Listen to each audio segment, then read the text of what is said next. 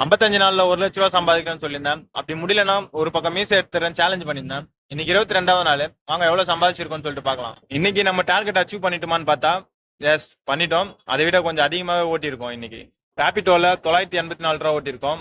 ஓலால 825 ரூபா ஓட்டியிருக்கோம். ஊபர்ல 645 ரூபா ஓட்டியிருக்கோம். போர்ட்டர்ல 258 ரூபா ஓட்டியிருக்கோம். இது எல்லாத்தையுமே கூட்டினா 2712 ரூபா வருது. இதுல இருந்து பெட்ரோல் காசு ஒரு 340 ரூபா மைனஸ் பண்ணா இன்னைக்கு நம்ம ஓட்டிருக்க அமௌண்ட் எவ்வளோன்னு பார்த்தா 2372 ரூபா இன்னைக்கு ஓட்டியிருக்கோம். முதல் நாள் ஓட்டணும் 2500 ரூபா கிட்ட. அதோட 20 நாள் கழிச்சு இப்போதான் ஓட்டுறோம் ஒரு 2400 ரூபா வரைக்கும். இதே போல் ஓட்டிட்டு இருந்தா சீக்கிரம் நம்ம 1,00,000 ரூபா சம்பாதிச்சிடலாம். நேற்று வரைக்கும் 29,512 ரூபா ஓட்டியிருக்கோம்.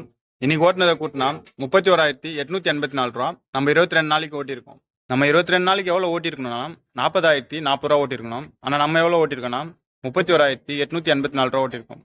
இன்னும் 8,156 ரூபா அதிகமாக இருக்கு. இந்த எக்ஸ்ட்ரா இருக்க அமௌண்ட்டை ஓட்டுறதுக்கு ஒரு 5 நாள் எக்ஸ்ட்ரா தேவைப்படும். ஆனால் நம்மளோட சேலஞ்சு 55 நாளுக்குள்ள தான் நம்ம 1,00,000 ரூபா சம்பாதிக்கணும்னு சொல்லியிருக்கோம். எப்படி 55 நாளுக்குள்ள இந்த எக்ஸ்ட்ரா இருக்க அமௌண்ட்டையும் சேர்த்து ஓட்டுறன்றதை பார்க்கறதுக்கு என்னோட பேஜை சப்ஸ்கிரைப் பண்ணிட்டு தொடர்ந்து என்னோட வீடியோ பாருங்க.